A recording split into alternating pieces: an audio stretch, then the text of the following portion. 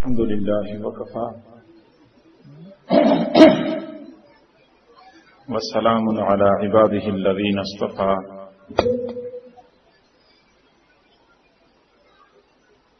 أما بعد فأعوذ بالله من الشيطان الرجيم بسم الله الرحمن الرحيم إني دعوت قومي ليلا ونهارا وقال تعالى في مقام آخر ومن أحسن قولا ممن دعا إلى الله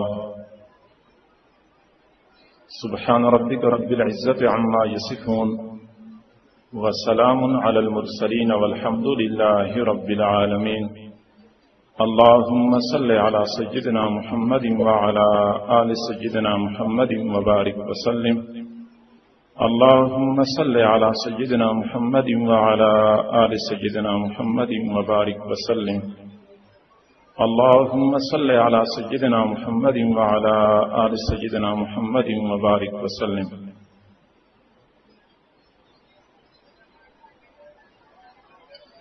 اللہ رب العزت نے اس دین متین کی ترویج، اشاعت، تقویت اور تحفظ کے لیے مختلف شعبوں کو وجود بخشا۔ ہر شعبے میں کام کرنے والوں کا انداز جدا ہے، تاہم ایک نقطے پہ تمام شعبوں والے متفق ہیں کہ اللہ رب العزت کو راضی کرنا ہے۔ ان شعبوں میں سے ایک اہم شعبہ یہ تصوف اور سلوک کا شعبہ بھی ہے۔ صوفیاء کرام کے کام کرنے کا انداز قرون اولیٰ میں کچھ اور تھا، اب وقت کے تقاضوں کے ساتھ ساتھ اس انداز میں کچھ تبدیلی آتی گئی۔ پہلے زمانے میں لوگوں کے اندر طلب موجود ہوتی تھی، مشائخ کو اپنی طرف متوجہ کرنے کے لیے یا خانقاہوں کی طرف متوجہ کرنے کے لیے کسی کے پاس جانا نہیں پڑتا تھا، لوگ خود اس ضرورت کو محسوس کرتے تھے، روحانی امراض کا ان کو احساس ہوتا تھا تو پھر فوراً خانقاہوں کا رخ کیا کرتے تھے۔ تو مشائخ اعظام خانقاہوں میں سال ہر سال پڑے ہوتے تھے، باہر جاتے نہیں تھے اور سالکین کا رش لگا ہوتا تھا، سالکین کی تربیت ہوتی رہتی تھی۔ زمانہ گزرتا گیا، روحانیت کے اوپر مادیت کا غلبہ آ گیا، لوگ مادیت کی طرف متوجہ ہوئے، تو خانقاہوں میں بیٹھنے والے مشائخ اور ان حضرات نے محسوس کیا کہ اب لوگوں میں طلب پیدا کرنے کے لیے ہمیں باہر نکلنا پڑے گا، تو لہٰذا ان حضرات نے پھر خانقاہوں کے اندر کے نظام کے ساتھ ساتھ باہر لوگوں کے دلوں کے دروازوں پہ دستک دینا بھی شروع کر دی۔ حضرت خواجہ معین الدین چشتی اجمیری رحمۃ اللہ علیہ انہوں نے یہ کام بہت وسیع انداز سے کر لیا۔ حضرت خواجہ مجدد الفسانی رحمۃ اللہ علیہ نے جہاں ایک جگہ بیٹھ کے جم کے کام کیا، وہاں آپ نے مختلف علاقوں میں جا جا کے لوگوں کو بیدار کیا اور اپنے مکتوبات کے ذریعے سے لوگوں کو اس طرف متوجہ کر لیا، لوگوں کی اصلاح کا کام صحیح طریقے سے سر انجام دیا۔ ہمارے نقشبندی سلسلے میں یہ رنگ باقی سلاسل کی بنسبت بڑا نمایاں نظر آتا ہے کہ نقشبندی سلسلے کے مشائخ گوشہ نشینی کی بجائے باہر جانا، لوگوں کو متوجہ کرنا، بیانات کے ذریعے سے لوگوں کو اللہ سے جوڑنے کی کوشش کرنا، یہ اس سلسلے کی امتیازی خصوصیت ہے۔ باقی سلاسل کے مشائخ بھی یہ کام کرتے ہیں، تاہم ہمارے سلسلے میں یہ کام کچھ زیادہ اہتمام کے ساتھ کیا جاتا ہے۔ نقشبندی سلسلے میں بھی بعض شاخوں میں یہ کام شدت کے ساتھ اور اہتمام سے پایا جاتا ہے، بعض میں اس کام میں ذرا ضعف ہے، وہ خانقاہوں میں بیٹھ کے کام کرنے کو ترجیح دیتے ہیں۔ ہمارے حضرت جی دامت برکاتہم العالیہ کے جو شیخ تھے حضرت خواجہ غلام حبیب رحمۃ اللہ علیہ، انہوں نے اس کام کو اور زیادہ اہمیت دی اور دنیا کے کونے کونے میں جا کے لوگوں کو تصوف اور سلوک کی طرف متوجہ فرمایا، اور ان کی اس محنتوں کے نتیجے میں ان کو مرشد عالم کا خطاب دیا گیا کہ وہ پورے عالم کے مرشد ہیں، کونے کونے میں، دنیا کے کونے کونے میں، مشرق میں، مغرب میں اللہ تعالیٰ نے ان کا فیض پہنچایا۔ ہمارے حضرت خواجہ عبد المالک صدیقی رحمۃ اللہ علیہ وہ حضرت خواجہ فضل علی قریشی رحمۃ اللہ علیہ کے خلیفہ تھے اور ہندوستان جایا کرتے تھے، وہاں پہ اپنے سلسلے کی فیض کے پھیلانے کے لیے وہاں دورے کیا کرتے تھے۔ ایک مرتبہ وہاں سے واپس تشریف لائے تو حضرت خواجہ فضل علی قریشی رحمۃ اللہ علیہ سے ملاقات ہوئی۔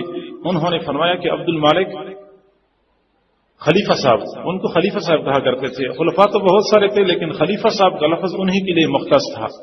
خلیفہ صاحب، مجھے پتہ چلا کہ آپ ہندوستان تشریف لے گئے تھے، وہاں پہ آپ نے کام کیا اور مجھے بڑی خوشی ہوئی، میرے دل سے بڑی دعائیں نکلیں، اور آپ کے باقی پیر بھائی تو اپنی بیویوں کے طواف میں لگے ہوئے ہیں، یعنی وہ باہر نکلتے نہیں ہیں، بیویوں کے طواف میں لگے ہوئے ہیں، اور آپ جو گئے ہیں مجھے بڑی خوشی ہوئی۔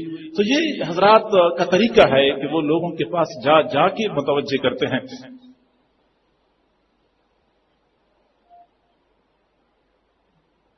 حضرت خواجہ فضل علی قریشی رحمۃ اللہ علیہ اپنے خلفاء کو فرمایا کرتے تھے کہ پھیری لگایا کرو۔ یہ دکاندار بعض تو ایسے ہوتے ایک جگہ جم کے بیٹھ کے چیزیں بیچتے ہیں، گاہک آیا تو آیا، نہیں آیا تو نہیں آیا۔ کچھ لوگ ایسے ہوتے ہیں پھیری لگانے والے، تو پھیری لگانے والے جب گلی گلی میں جاتے ہیں تو کوئی نہ کوئی چیز خرید لیتا ہے۔ تو فرمایا کرتے تھے کہ پھیری لگایا کرو، پھیری لگانے میں برکت ہوتی ہے۔ تو برکتیں اسی طریقے سے متوجہ ہوتی ہیں۔ حضرات خلفاء کرام ماشاءاللہ حضرت جی کے خلفاء تو کافی اس سلسلے میں فعال ہیں، ہمارے حضرت جی کے مزاج کے مطابق کافی کام کر رہے ہیں۔ اللہ تعالیٰ مزید زیادہ ذوق شوق کے ساتھ کام کرنے کی توفیق عطا فرمائے۔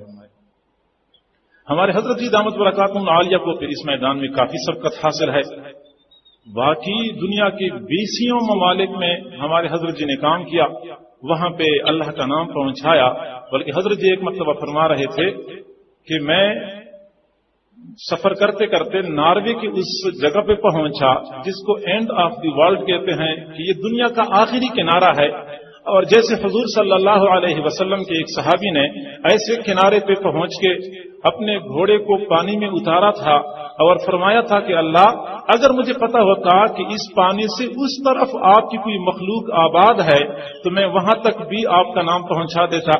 ہمارے حضرت جی فرماتے ہیں کہ جب میں اس پانی میں اترا، میں خود اتر گیا پانی میں، تو میں نے وہاں پہ آذان دی اور یہی بات میں نے کی کہ اللہ اگر مجھے پتا ہوتا کہ اس پانی سے اس پار آپ کی کوئی مخلوق آباد ہے تو میں وہاں پہ بھی آپ کا نام پہنچانے کی کوشش کرتا۔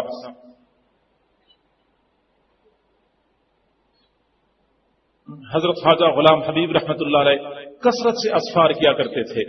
حالت یہ تھی کہ کراچی ایئرپورٹ پہ جب وہ آخری عمر میں کثرت سے آنا جانا کرتے تھے تو ایک پولیس والا تھا، وہ اکثر حضرت کے ساتھ بیگ اٹھا کے لے جانا لے آنا یہ کیا کرتا تھا۔ اور ایک دن اس پولیس والے نے کہا کہ بوڑھی میاں میں آپ کو اکثر دیکھتا ہوں کہ آپ یہ سفر کرتے رہتے ہیں، آخر آپ کو ضرورت کیا ہے؟ اس وقت آپ کی عمر آرام کی ہے، آپ اتنا سفر کیوں کرتے ہیں؟ تو حضرت نے فرمایا کہ جو بوجھ میرے کندھوں پہ ہے اگر آپ کے کندھوں پہ ہوتا تو آپ ہرگز یہ سوال مجھ سے نہ پوچھتے۔ اور جب بیمار ہو گئے، حضرت عبدالرحمان قاسمی رحمۃ اللہ علیہ فرمایا کرتے تھے کہ جب بیمار ہو گئے تو بڑے اہتمام سے دوائی لیا کرتے تھے، دوائی کا وقت ہوتا دوائی منگوا لو، پرہیزی کھانا انتظام کرواتے تھے۔ تو فرماتے ہیں کہ ایک دن میں نے عرض کیا کہ ابو جی پہلے تو آپ کو اپنی جان اتنی عزیز نہیں تھی، اپنا خیال نہیں رکھا، اب آپ کو اپنی جان بہت عزیز ہو گئی۔ تو حضرت نے ٹھنڈی آہ کھینچی اور فرمایا کہ عبدالرحمان مجھے اپنی جان شروع سے عزیز تھی، اس لیے میں نے اپنی جان کو عزیز نہیں رکھا۔ مجھے اپنی جان شروع سے عزیز تھی اس لیے میں نے اپنی جان کو عزیز نہیں رکھا۔ ہمارے حضرت جی دامت برکاتہم علیہ سے ایک مرتبہ ان کے صاحبزادے حضرت حافظ سیف اللہ صاحب نے پوچھا کہ ابو سارے لوگ جمعے کو چھٹی کرتے ہیں، کوئی اتوار کو چھٹی کرتا ہے، کوئی ہفتے کو چھٹی کرتا ہے، آپ کی چھٹی کب ہوگی؟ حضرت نے فرمایا کہ میری تو ایک ہی دن چھٹی ہوگی اور اوپر کی پکی چھٹی ہوگی۔ مقصد یہ تھا کہ زندگی میں تو کسی بندے کے لیے چھٹی ہے نہیں، بلکہ جہد مسلسل کام کرنا ہے۔ ہمارے حضرت جی دامت برکاتہم علیہ کے ساتھ پچھلے 2 مہینے پہلے یعنی اپریل میں انڈیا کے دورے پہ جانا ہوا،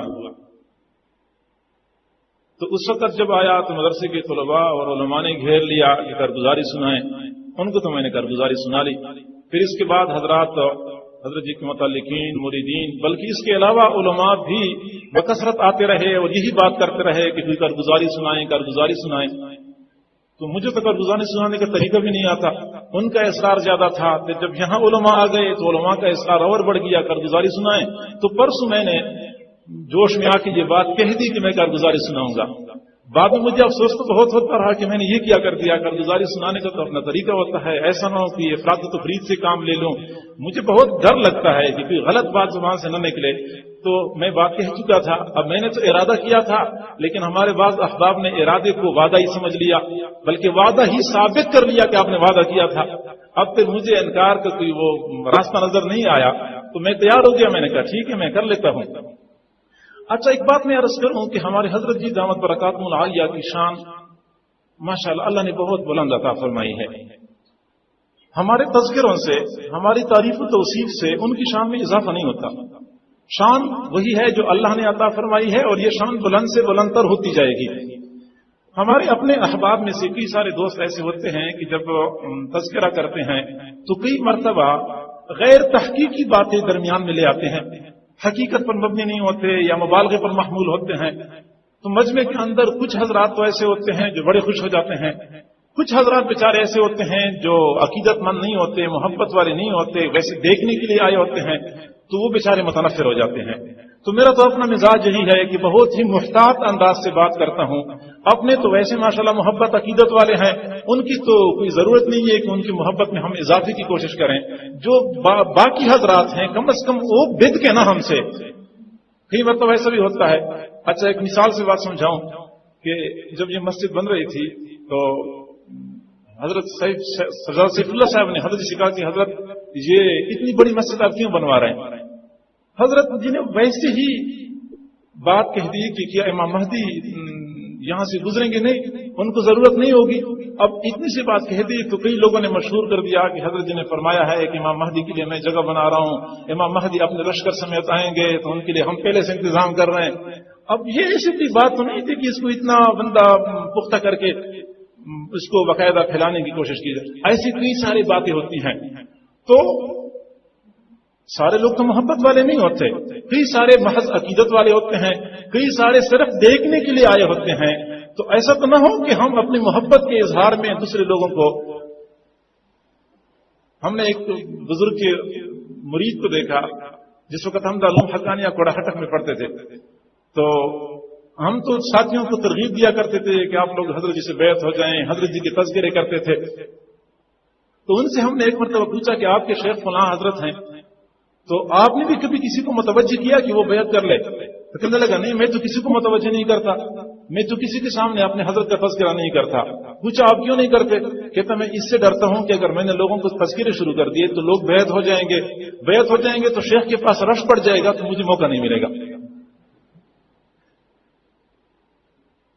میں نے کہا آپ کی دلیل تو بڑی مضبوط ہے. وہ کہتے کہ بس ہم چند حضرات اگر ہوں گے نا تو ہمیں آسانی سے رابطہ کرنا, بیٹھنا, ملاقات کرنا آسان ہوگا. ویسے تو حقیقت یہی ہے کہ جہاں بندے کو معمولات مراقبات کی کرنے سے بندے کو فیض ملتا ہے, وہاں حضرت شیخ کے فیض کے پھیلانے کا باعث بندہ بن جائے تو اس سے بندے کو فیض ملتا ہے. لیکن اس کا ایک طریقہ ہوتا ہے, نجی مجلس میں یا اپنے دوست احباب کے درمیان بیٹھ کے آپ اپنے حضرت کا تذکرہ شروع کر دیں اور دیر تک کرتے رہیں اور ہر حضرت کی ذات کو ہی موضوع سخن بنائیں, بہت اچھی بات ہے. لیکن اگر اعلان ہوا ہے کہ اصلاحی مجلس ہے اور اصلاحی مجلس میں بس پورا کی پورا بیان ہی اسی موضوع پہ ہو تو کئی سارے لوگ ایسے ہوتے ہیں کہ وہ پریشان ہو جاتے ہیں. تو اس سلسلے میں احتیاط کا دامن بہتر ہوتا ہے. تو میں بھی کوشش کروں گا کہ اس کارگزاری میں احتیاط کا دامن پکڑے رکھوں اور دائیں بائیں افراط و تفریط سے کام نہ لوں. ہمارے لیے ہمارے حضرت جی فرماتے ہیں کہ ہمارے لیے عقیدتوں کے مرکز 3 ہیں. ایک تو ہمارا عقیدتوں کا مرکز حرمین شریفین, ایک عقیدتوں کا مرکز کوفہ ہے جہاں سے ہمیں فقہ ملا, اور ایک عقیدتوں کا مرکز ہمارا انڈیا ہے جہاں سے ہمیں دیوبندی نظریہ اور سوچ ملا ہے, یا پھر ہمیں وہاں سے نقشبندی سلوک کا فیض وہاں سے ملا ہے. اس لیے یہ ہمارے لیے عقیدتوں کا مرکز ہیں. حضرت جی دامت برکاتہم العالیہ اس سفر سے پہلے بھی 2 مرتبہ سفر کر چکے ہیں. 1982 میں سفر کر چکے تھے اور پھر 2002 میں شاید سفر کر چکے تھے. 1982 میں تو صرف گئے تھے کچھ زیارات کر لیں، اور پھر 2002 میں متعدد مقامات پہ بیانات بھی ہوئے تھے، اور وہ بیانات دوائے دل کے نام سے چھپ چکے ہیں. باقاعدہ وہاں ہر بیان سے پہلے لکھا گیا ہے کہ یہ بیان کہاں پہ ہوا، تھانہ بھون میں ہوا یا نانوتا میں ہوا یا ترکیسر میں ہوا، اور وہاں کے علماء نے وہ بیانات مرتب کیے ہیں. واقعی وہ کتاب پڑھنے کی ہے، بہت بہترین بیانات ہو چکے ہیں. پھر اس کے بعد وہاں کے لوگوں کا اصرار تھا کہ آپ تشریف لائیں، اور کئی مرتبہ کوشش بھی کی گئی، لیکن حالات کی وجہ سے اور ویزے میں رکاوٹوں کی وجہ سے یہ چاہت ان لوگوں کی پوری نہ ہو سکی. ایک مرتبہ مجھے یاد ہے حضرت جی نے فرمایا تھا کہ مولانا آپ بھی کوشش کریں، ہم کوشش کرتے ہیں. تو کوشش بھی ہم نے کی لیکن کامیابی نہ ہو سکی. الحمدللہ یہ پچھلے دنوں میں یہ ہماری چاہت پوری ہو گئی، اللہ تعالیٰ نے ہماری تمناؤں کو پورا کر لیا، اور وہاں کا یہ سفر الحمدللہ شروع ہو گیا. اللہ تعالیٰ نے خود ہی کوئی انتظام فرما لیا. حضرت مدنی رحمت اللہ علیہ کے پوتے ہیں حضرت مولانا محمود مدنی صاحب دامت برکاتہم العالیہ، وہ ان کی اہلیہ، ان کے بچے یہ حضرت جی سے بیعت ہیں، اور وہ باقاعدہ کہتے ہیں کہ ہمارے گھر میں اگر کوئی سی ڈی چلتی ہے تو آپ کی چلتی ہے، کوئی کیسٹ چلتی ہے تو آپ کی چلتی ہے. یہ بچے اور گھر والے اتنا اہتمام سے سنتے ہیں. ہم سفر پہ جاتے ہیں تو گاڑی میں ہمارے پاس آپ کی سی ڈیوں کے علاوہ کوئی اور سی ڈی ہے ہی نہیں. حضرت مدنی رحمت اللہ علیہ کے پوتے جمعیت علماء ہند کے جنرل سیکرٹری ہیں، وہ یہ فرماتے ہیں کہ ہماری گاڑی میں آپ کی سیڑھیوں کے علاوہ کوئی اور سیڑھی نہیں ہوتی، ہم وہی ہر وقت چلاتے رہتے ہیں. انہوں نے ذاتی دلچسپی کا مظاہرہ کیا، چونکہ وہ پارلیمنٹ کے رکن ہیں، اور وزیر اعظم سے براہ راست ملاقات کر لی اور یہی بات کر لی کہ مجھے براہ راست ویزا چاہیے، اور آپ اپنی ثوابدیدی اختیارات کی بنیاد پہ ہمیں ویزا دے دیں، درمیان میں کسی ادارے کے انوالومنٹ یہ ہمیں نہیں منظور. وہ اتنا اصرار کیا کہ وہ بندہ مان گیا، اور ہمیں انہوں نے 10 بندوں کو 8 مختلف شہروں کا ویزا جاری کر دیا. اب جو لوگ وہاں جاتے ہیں یا کبھی گئے ہیں تو ان کو پتا ہے کہ انڈیا کے شہروں کا 2 شہروں کا ویزا مشکل سے مل جاتا ہے. اگر کوئی بندہ وہاں جا کے توسیع کر لے تو 1 آدھ شہر کا اضافہ ہو جاتا ہے، اس سے علاوہ نہیں مل سکتا. اب ہم 10 بندے یہاں سے گئے، پگڑیوں والے، جبوں والے. ایئرپورٹ پہ جب ہم وہاں پہنچے تو وہ ہمیں دیکھتے ہیں امیگریشن والے، اور ہم ان کو دیکھتے ہیں. تو کافی دیر دیکھنے کے بعد میں نے پوچھا کہ آپ میری طرف کیوں دیکھتے ہیں؟ کہتے ہیں آپ کو ویزا کیسے مل گیا؟ میں نے کہا ویزا ملا ہوا ہے، آپ دیکھ لیں، چیک کر لیں. وہ پھر کہتے ہیں کہ نہیں ٹھیک ہے میں مانتا ہوں کہ آپ کو 1 شہر کا ویزا مل جاتا، 2 شہروں کا مل جاتا، 8 شہروں کا کیسے مل گیا؟ میں نے کہا دیکھ لیں لکھا ہوا ہے، 8 شہر نام لکھے ہوئے، ایڈریس لکھے ہوئے ہیں. تو پھر اس نے کہہ دیا کہ میں نے 10 سال یہاں ملازمت کی ہے، 10 سالہ ملازمت میں کسی بھی بندے کو اتنے زیادہ شہروں کا ویزا نہیں میں نے دیکھا ہے کہ اس کو مل چکا ہو. یہ آپ لوگ ہیں پگڑیوں والے، جبوں والے، اور آپ لوگوں کو 8 شہروں کا ویزا مل گیا ہے. بہرحال حضرت جی کی طرف سے یہ اللہ تعالیٰ کی طرف سے کوئی تکوینی معاملہ تھا. ہمارا سب سے پہلا پروگرام جو ہوا وہ بمبئی میں ہوا. بمبئی میں جب ہم وہاں پہنچے تو وہ لوگ بڑے سمجھدار ہیں، وہ ہماری طرح نہیں ہے کہ دوپہر کو ایک پروگرام، عصر کو اگلا بیان، عشاء کو اگلا بیان، پھر عشاء کے بعد ملاقاتوں کا سلسلہ شروع ہو جاتا ہے. نہ دن کو آرام کا موقع ملتا ہے حضرت جی کو، نہ رات کو آرام کا. کہتے حضرت جی لوگوں کی بہت چاہت ہے، بہت طلب ہے. لوگوں کی طلب اپنے اپنے گھروں میں ہوتی ہے. یہ بھی انتہائی افسوس کی بات ہے کہ اپنے گھر میں سارے لوگ طلب رکھتے ہیں، خانقاہ میں آنے میں کم لوگوں کو توفیق ملتی ہے. تو کئی مرتبہ حضرات خلفاء کو اپنے علاقے کے لوگ اصرار کرتے ہیں، تنگ کرتے ہیں کہ ہمیں ٹائم مل جائے، ہمیں ٹائم مل جائے، بہت طلب ہے. تو ان سے یہ معذرت کی جا سکتی ہے کہ اگر طلب ہے تو طلب والے تو پہنچ جاتے ہیں، تو آپ لوگ خانقاہ میں پہنچا کریں.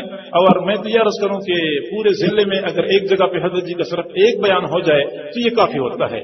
طلب والے ماشاءاللہ پہنچ جاتے ہیں.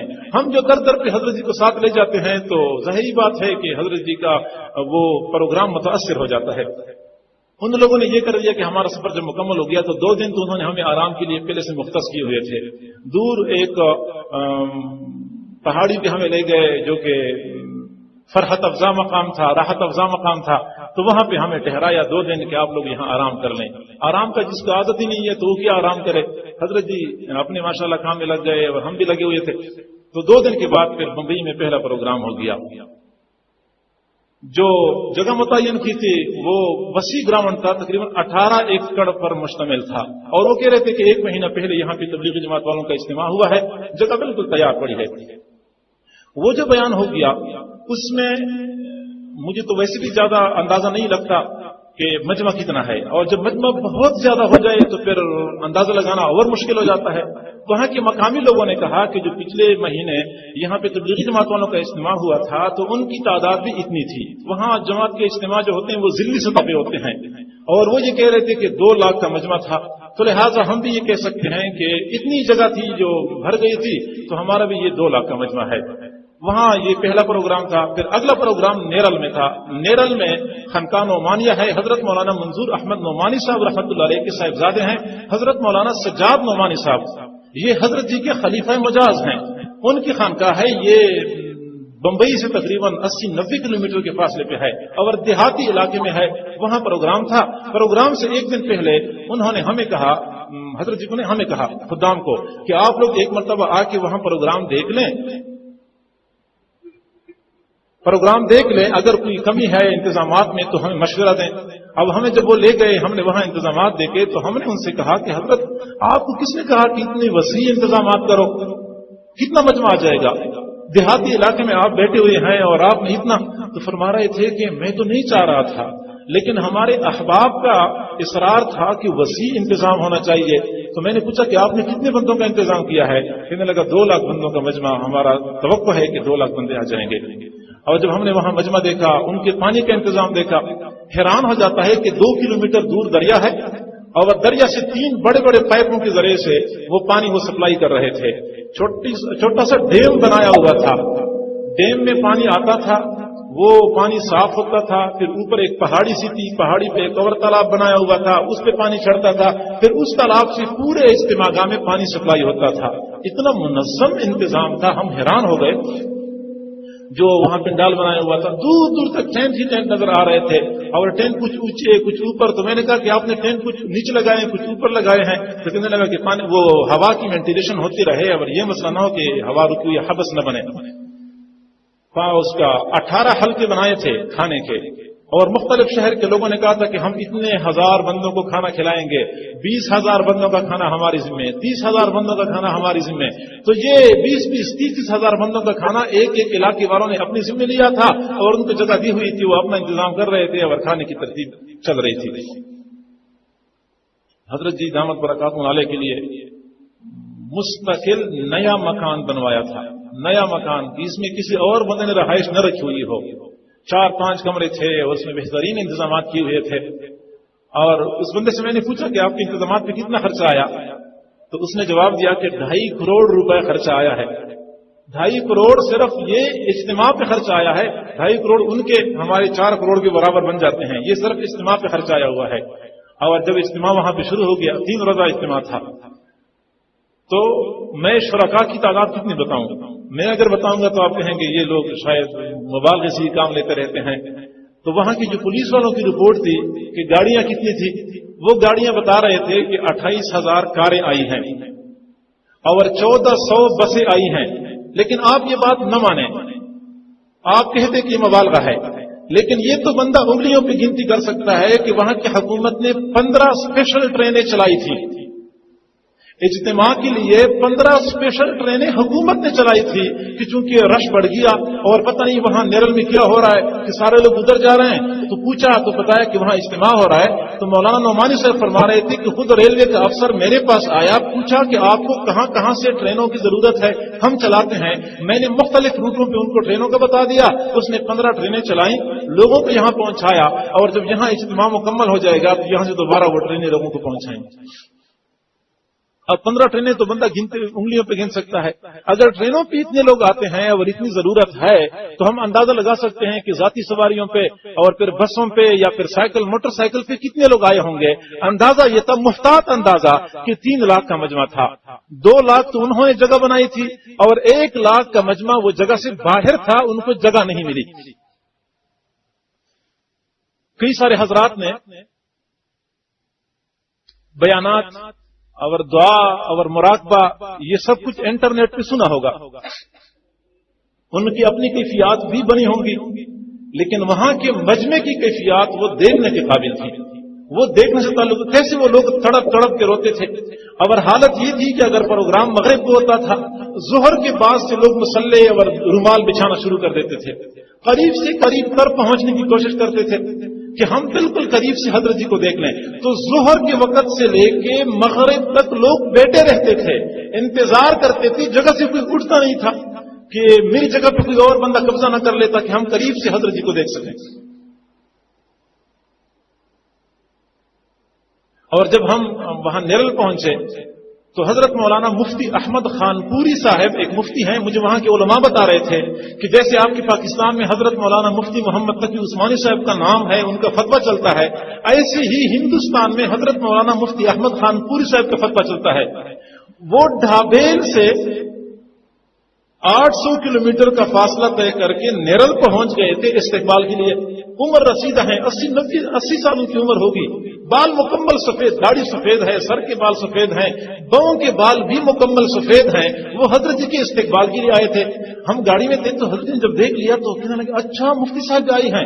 حضرت جی ایسے جیسے کہ اچانک چھونک پڑتا ہے بندہ کہ اتنے بڑے مفتی استقبال کے لیے کیسے آئے ہیں. اور صرف یہ نہیں کہ وہ استقبال کے لیے آئے تھے, علماء طلباء کے لیے میں عرض کرتا ہوں, بلکہ حضرت جی بمبئی میں تھے تو وہ ساتھ تھے, حضرت جی ترکیسر چلے گئے تو وہ ساتھ تھے, حضرت جی دہلی میں تھے تو وہ ساتھ تھے, حضرت جی دیوبند میں تھے تو وہ ساتھ تھے, حضرت جی حیدرآباد چلے گئے تو وہ ساتھ تھے. اور جہاں حضرت جی بیٹھے ہوتے تھے وہاں بڑے مؤدب انداز سے دوزانہ ہو کے بیٹھتے تھے. حالانکہ خود سلسلہ چشتیہ کے بہت بڑے شیخ ہیں, ہزاروں مریدین ان سے بیعت ہیں, لیکن اس کے باوجود بھی حضرت جی کے سامنے دوزانوں بیٹھتے تھے. میں نے ان کو 4 زانوں بیٹھے ہوئے نہیں دیکھا اتنے پروگراموں میں. اور پھر جب حضرت جی کسی کے دل پہ انگلی رکھتے تھے تو وہ خود اٹھ کے آتے تھے, حضرت میرے دل پہ انگلی رکھ لیجیے, میرا دل بھی اللہ اللہ کرنا شروع کر دے. اتنے بڑے علمی شخصیت, تصوف میں بہت بڑا مقام, لیکن اس کے باوجود بھی حضرت جی کے پاس آنا, میرے دل پہ انگلی رکھ لیں, میرا دل بھی اللہ اللہ شروع کر دے. یہ کارگزاری سنانے کا مقصد محض وقت گزارنا نہیں ہے. معزز علماء کرام, اتنا قریب رہنے کے باوجود بھی حضرت جی کی وہ عظمت میری اوپر نہیں کھلی تھی جو میری اوپر ادھر کھل گئی. مجھے اندازہ ہو گیا کہ ہم تو ناقدر شناس ہیں, ہم نے تو پہچانا بھی نہیں.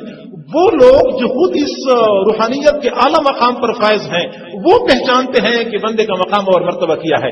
قدر زرگر بداند قدر جوہر جوہری, کوئی قیمتی ہیرا کوئی قیمتی موتی کیوں نہ ہو, لیکن ایک انجانے بندے کے ہاتھ میں پکڑا دے وہ نہیں پہچانتا کہ یہ کیا چیز ہے. ہاں جوہری کے ہاتھ میں پکڑا دے تو پتہ چل جاتا ہے. تو میں نے سمجھا کہ وہ لوگ جوہری کی حیثیت رکھتے ہیں, علمی اعتبار سے وہ مقام رکھتے ہیں کہ ہم تصور نہیں کر سکتے.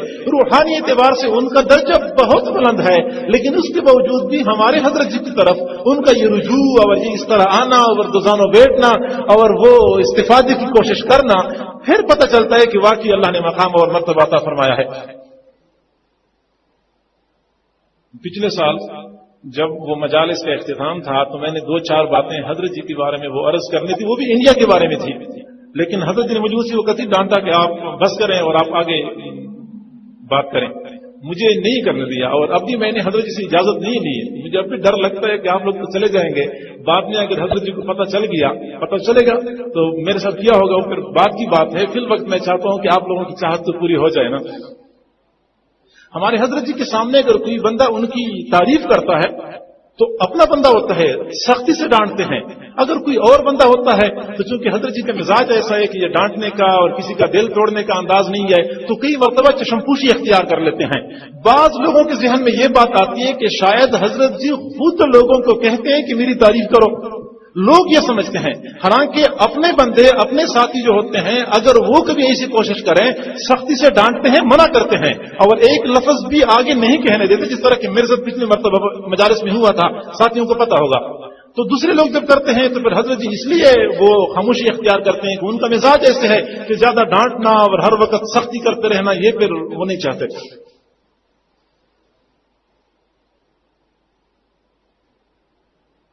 بمبئی سے ہم ترکیسر چلے گئے. ترکیسر میں حضرت جی کے خلیفہ ہیں حضرت مولانا صلاح الدین صاحب سیفی, جنہوں نے دوائے دل کتاب لکھی ہے, وہ مرتب کی ہے. اس طرح اور بھی کئی ساری کتابیں مرتب کی ہیں.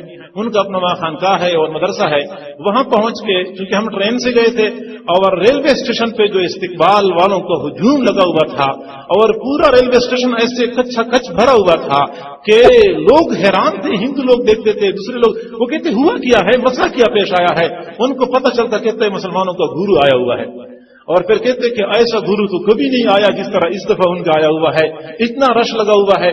حالانکہ پورا زور لگاتے تھے وہ لوگ، پوری کوشش کرتے تھے کہ حضرت جی کا آنا جانا ایسا مخفی رکھا جائے، ایئرپورٹ پہ یا ریلوے اسٹیشنوں پہ کسی کو پتہ نہ چلے، استقبال کا رش نہ ہو. کیونکہ استقبال کا رش سے بڑھ جاتا ہے تو نقصان یہ ہوتا ہے کہ پھر دوسرے حکومت والے بیچارے پریشان ہو جاتے ہیں، وہ متفکر ہو جاتے ہیں. تو کوشش یہ تھی کہ استقبال والوں کا رش نہ ہو، لیکن اس کوشش میں کوئی بندہ کامیاب نہ ہو سکا. نیرل میں حضرت مدنی رحمت اللہ علیہ کے ایک خلیفہ تھے اور شاگرد رشید بھی تھے، بوڑھے 90 سال عمر ہوگی، ویل چیئر پہ شاگرد ان کو لے کے آ گئے. حضرت جی سے ملاقات ہوئی اور پھر فرمانے لگے، حضرت آج انڈیا والوں کو پتہ چل گیا کہ اللہ والے کون ہوتے ہیں. آج انڈیا والوں کو پتہ چل گیا کہ اللہ والے کون ہوتے ہیں. حضرت مدنی رحمت اللہ علیہ کے براہ راست شاگرد اور ان کے خلفاء اس چیز کا اعتراف کرتے ہیں کہ اللہ والے کون ہوتے ہیں اور ان کا مصداق کون ہوتا ہے.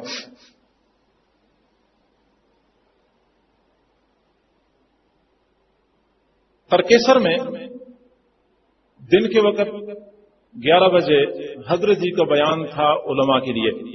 درمیان میں ایک اور بات میں ضمنی طور پہ کروں کہ ہمارا جو ویزا تھا وہاں دوستوں سے ملاقات کا تھا، اور جب وہاں مجمع آیا 2 لاکھ کا، مجمع آیا 3 لاکھ کا، تو حکومت پریشان ہو گئی اور بندے حکومت کے پہنچ گئے کہ تمہارا ویزا تو ملاقات کا ہے، تو یہ کیسی ملاقات ہے؟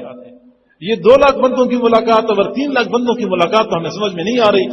تو وہ پریشان ہو گئے، وہ کہنے لگے تمہارے پاس بیان کا اجازت نامہ نہیں ہے تو لہٰذا بیان نہیں کر سکتے. الحمدللہ وہ بیانات تو ہو گئے، تاہم بعد میں ہر جگہ پہ کچھ لوگ ہوتے ہیں تو کچھ لوگوں نے کوشش کی کہ ہم یہ ثابت کر لیں کہ انہوں نے قانون کی خلاف ورزی کی ہے.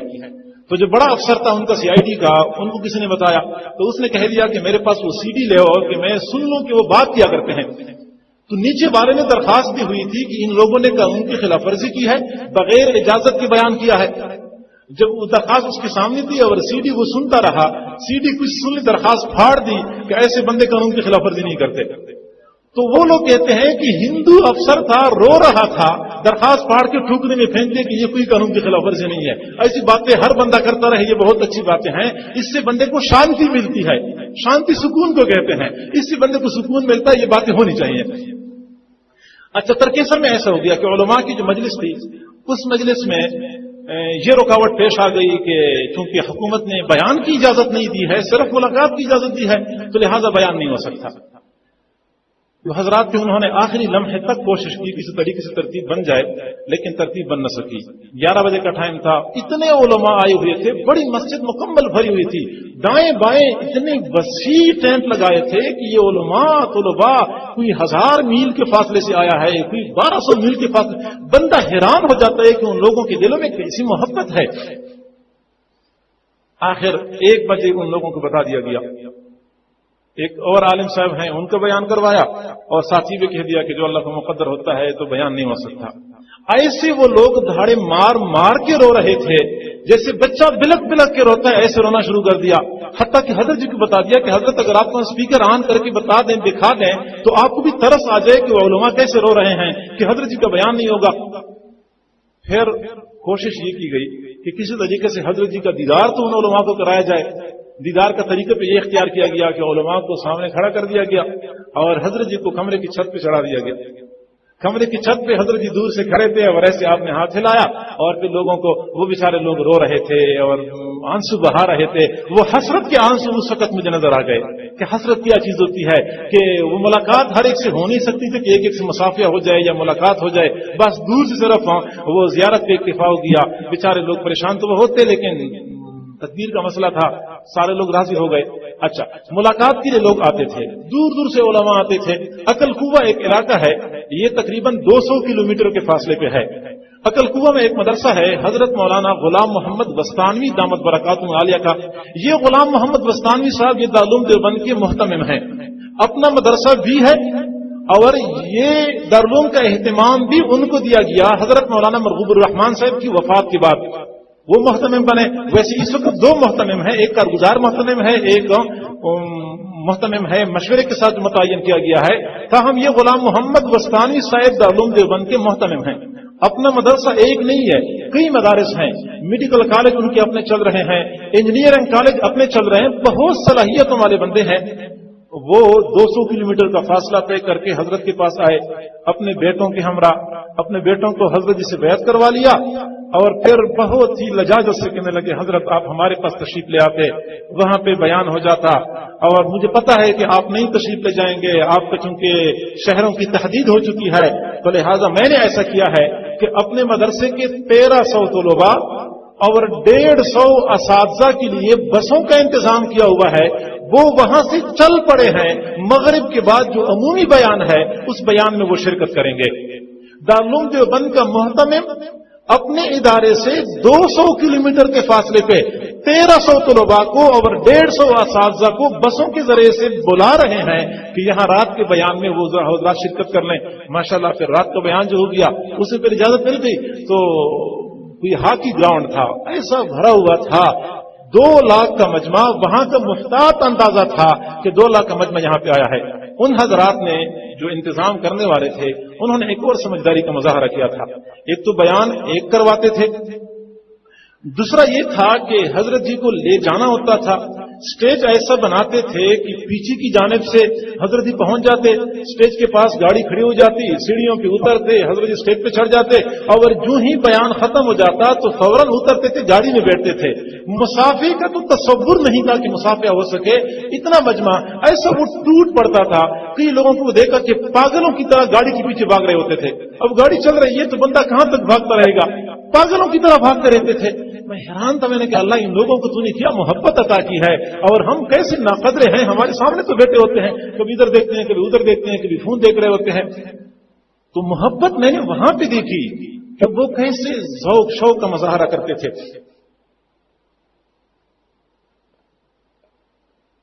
اور یہ ہر مجمع میں پھر باقاعدہ اجتماعی بیعت ہوتی تھی، ہر مجمع میں بیعت ہوتی تھی، سٹیج کے اوپر جتنے علماء موجود ہوتے تھے وہ بیعت کرتے تھے، کلمات پڑھتے تھے باقاعدہ، اور جتنا مجمع ہوتا تھا سارے مجمع والے باقاعدہ کلمات پڑھا کرتے تھے، اور مجمع میں دعاؤں میں اور بیان کے دوران مجمع کی کیفیت کیا ہوتی تھی۔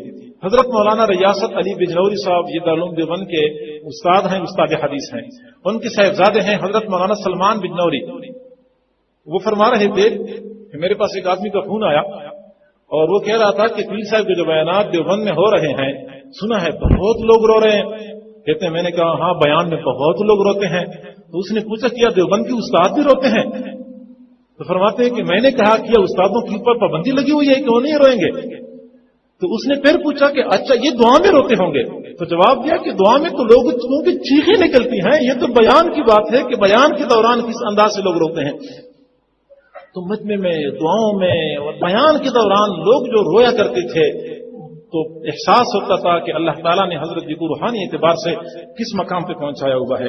وہاں سے ہم چل پڑے ڈھابیل، دارالعلوم تعلیم الدین ڈھابیل، یہ بہت بڑا مدرسہ ہے، علامہ انور شاہ کشمیری رحمۃ اللہ علیہ وہاں پہ پڑھاتے رہے ہیں، بلکہ آخری لمحے تک وہاں پڑھاتے رہے۔ وہاں کے جو محتمم صاحب ہیں وہ تشریف لائے تھے، ٹائم مانگ رہے تھے حضرت جی سے، اور جیسے میں نے پہلے عرض کیا کہ حضرت مولانا مفتی احمد خان پوری صاحب جو کہ دارالعلوم تعلیم الدین ڈھابیل کے صدر مفتی ہیں، وہ حضرت جی کے ساتھ کے سفر میں ان کا بھی اصرار تھا اور ٹائم بھی دیا گیا تھا، لیکن پھر وہی رکاوٹ سامنے آ گئی کہ بیان نہیں ہو سکے گا۔ مغرب کے بعد بیان ہونا تھا، ہم وہاں پہنچ تو گئے، کسی مدرسے سے باہر ایک جگہ پہ ٹہرے ہوئے تھے اور ساتھ ہی کوشش کر رہے تھے کہ وہ ٹائم مل جائے، کوئی اجازت مل جائے، اور عصر تک کوشش کرتے رہے، عصر کے بعد کوشش کرتے رہے، مغرب تک وہ لوگ کوشش کرتے رہے، لیکن مغرب کے بعد بھی جب اجازت نہیں ملی اور پتہ چلا کہ اجازت نہیں ملی تو دارالعلوم تعلیم الدین ڈھابیل کے محتمم صاحب اور مولانا مفتی احمد خان پوری صاحب خود ہمارے سامنے بیٹھے ہوئے تھے۔ جب فون آ گیا کہ اجازت نہیں ملی تو ہم نے دیکھ لیا کہ ان کی آنکھوں سے آنسو جاری ہو گئے۔ بہت بیچارے مخموم تھے، بہت افسردہ تھے، حضرت اتنے قریب آپ آئے ہیں اور ہمارے طلباء بیان نہیں سنیں گے، ہمارا ادارہ آپ کے فیض سے فیضیاب نہیں ہوگا، آپ کے مبارک قدم ہمارے ادارے میں نہیں لگیں گے تو ہمارے سے بڑا محروم اور کون ہو سکتا ہے۔ بہت ہی محرومی کا احساس ان کو ہو رہا تھا، لیکن جو کچھ مقدر تھا وہ ہو کے رہا۔ پھر حضرت جی دامت برکاتہ عالیہ وہاں سے پھر دہلی کی طرف چل پڑے، ہم بھی ساتھ تھے۔ دہلی میں جامع مسجد ہے، 5 منزلہ بنی ہوئی ہے، اس مسجد میں حضرت جی کا بیان تھا اور یہ پہلا بیان تھا جو مسجد میں ہو رہا تھا۔ اس کے علاوہ ایک بیان جمعے کا مسجد میں ہوا ہے، 2 بیانات دیوبند میں مسجد میں ہوئے ہیں اور پھر اور کوئی بیان مسجد میں نہیں ہوا، کیونکہ مسجد میں اتنی وسعت نہیں ہوتی تھی کہ وہ پورا کی پورا مجمع آ سکے۔ بڑے بڑے پارکوں میں، چھوٹے گراؤنڈوں میں نہیں، بڑے بڑے پارکوں میں اور بڑے بڑے وسیع تفریح گاہوں میں وہ بیانات ہوا کرتے تھے۔ تو 5 منزلہ مسجد، لوگوں کو اندازہ نہیں تھا، وہ مسجد ایسی بھری ہوئی تھی کہ مجمع کے لوگ تو بیٹھے ہوئے تھے، لیکن تھوڑی دیر بعد ایک ایک کر کے بندہ اٹھنے لگا اور کھڑے ہو کے بیان سننا شروع کر دیا، کیونکہ بیٹھے ہوئے لوگ اس انداز سے تھے کہ بیٹھنے سے زیادہ سہولت کھڑے ہونے میں تھی۔ میرے سامنے ایک بندہ بیٹھا ہوا تھا تو بیچارہ جب بہت تنگ ہو گیا تو میرے اور قریب ہو گیا اور قریب ہو گیا، حتیٰ کہ میرے گھٹنے کے اوپر بیٹھ گیا۔ میں نے کہا آپ کو بہت اچھی نشست مل گئی ماشاءاللہ۔ تو یہ تو اچھا ہو گیا کہ پیچھے والے نے کچھ گنجائش کر دی، میں پیچھے ہٹ گیا، ورنہ وہ تو بیٹھا ہوا تھا بڑے آرام سے۔ تو کئی سارے دوست احباب تھے وہ کھڑے رہے اور کھڑے ہو کے بیان سنتے رہے۔ نظام الدین مرکز میں حضرت جی تشریف لے گئے، مولانا زبیر صاحب سے ملاقات ہوئی اور مولانا سعد صاحب سے ملاقات ہوئی، مولانا احمد لاٹ صاحب سے ملاقات ہوئی۔ حضرت جی دعوت برکات علیہ کا تو آپ کو پتہ ہے انداز ایسا ہے کہ جس مجلس میں بیٹھ جاتے ہیں تو ماشاءاللہ مرکز بن جاتے ہیں، محور بن جاتے ہیں پورے مجلس کا۔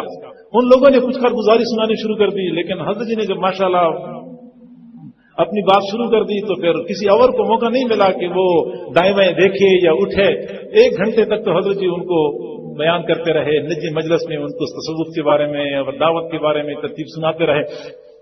پھر بعد میں حضرت مولانا صاحب نے کہا کہ حضرت میرے دل کی انگلی رکھ لیجیے، میرا دل بھی اللہ اللہ شروع کر دیں۔ وہاں سے حضرت جی واپس آ گئے جہاں پہ قیام تھا۔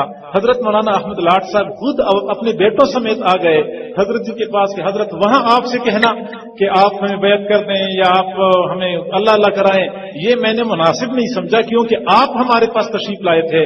اب چونکہ ہم چل کے آئے ہیں، میں نے کہا میں خود چل کے جاؤں گا، لہٰذا مجھے بھی بیعت فرما لیجئے اور میرے بیٹوں کو بھی اپنے غلاموں میں شامل کر لیجئے۔ پھر وہ بھی ماشاءاللہ حضرت جی سے بیعت ہو گئے۔ حضرت مولانا یونس پالنپوری صاحب تو پہلے سے حضرت جی سے بیعت ہیں، مجھے تو پتہ نہیں تھا۔ وہاں پہ تشریف لائے، حضرت جی سے ملاقات ہوئی اور پھر بعد میں کہا حضرت میں نے تھوڑی دیر میں تنہائی میں آپ سے بات کرنی ہے۔ تنہائی میں لے گئے اور پھر اپنے احوال اور کیفیات کے بارے میں بتا دیا کہ میرے احوال و کیفیات ایسی ہیں، میں مراقبہ کرتا ہوں، میں ذکر اذکار کرتا ہوں۔ پھر حضرت جی نے باقاعدہ آگے اسباق دے دی ہے، تب ہمیں پتہ چلا کہ وہ باقاعدہ حضرت جی سے بیعت ہیں اور حضرت جی کے سلسلے کے اسباق باقاعدہ طے کر رہے ہیں۔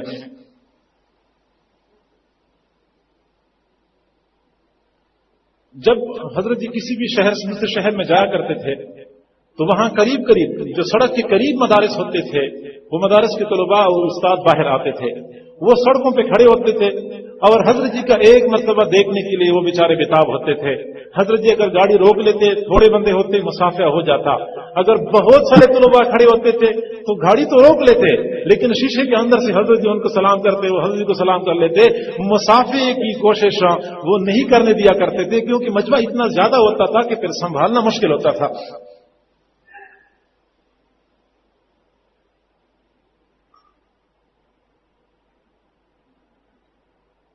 دہلی سے ہمارا سفر دیوبند کا تھا۔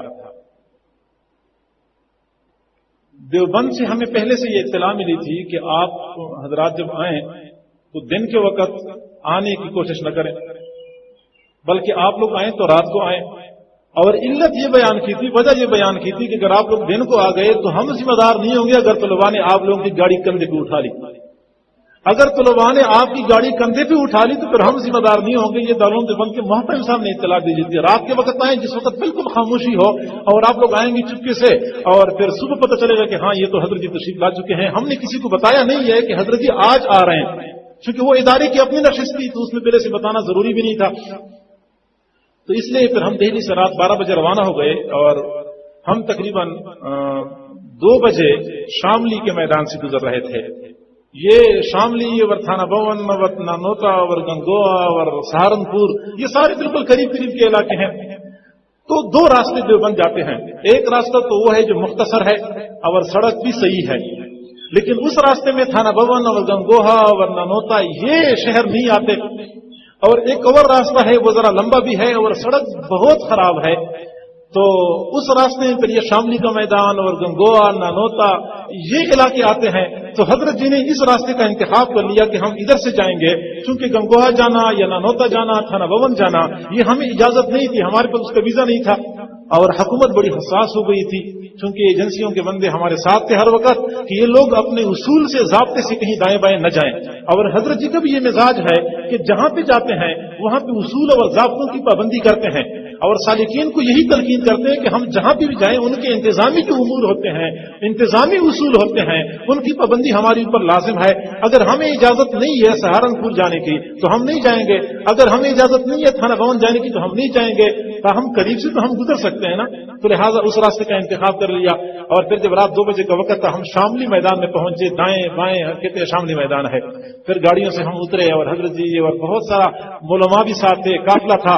حضرت مولانا محمود مدنی صاحب جو کہ حضرت مدنی کے پوتے ہیں, میں نے پہلے تذکرہ کیا, وہ ساتھ تھے. گاڑی ان کی ہر وقت حضرت جی کے ساتھ تھی, وہ خود کبھی کبھار گاڑی کی ڈرائیو کرتے تھے اور حضرت جی کو ساتھ لے جایا کرتے تھے. تو وہ میدان وہ اترے ہم, پھر کافی دیر تک حضرت جی شاملی میدان کے بارے میں ہمیں بتاتے رہے اور وہاں حضرات شہداء کے بارے میں بتاتے رہے. وہ دور سے رات کا وقت تھا, چاند کی چاندنی تھی, ٹھنڈی ہوا چل رہی تھی, روح بہت مسرور ہو رہی تھی, کیفیات کچھ اور ہو رہی, جیسے کہ شہداء کے خون کی خوشبو اب بھی بندے محسوس کر رہے ہیں. بہت ہی پرکیف منظر تھا. آدھی رات کا وقت ہو, حضرت جی کی معیت ہو, چاند کی چاندنی ہو, ٹھنڈی ہوا چل رہی ہو اور شاملی میدان ہو اور یہ بندہ اس وقت فیضیاب ہو رہا ہو. کیفیات خود محسوس کرنے والی ہوتی ہیں, یہ زبان سے بتائی نہیں جا سکتی. آگے چل پڑے تو بتایا کہ یہ نانوتا ہے اور یہ گنگوا ہے, یہ تھانہ بمن ہے, سڑک کے قریب ہیں. وہاں سے پھر ہم تہجد کے وقت دارالعلوم دیوبند پہنچے. ہمارا یہ خیال تھا کہ چونکہ طلباء کو پتہ بھی نہیں ہے تو ہم آرام سے چلے جائیں گے اور پہنچ جائیں گے اپنے اپنے جگہوں پہ. لیکن ہم جب وہاں پہنچے تو مولانا محمود مدنی صاحب نے ایک سمجھداری کا مظاہرہ کیا.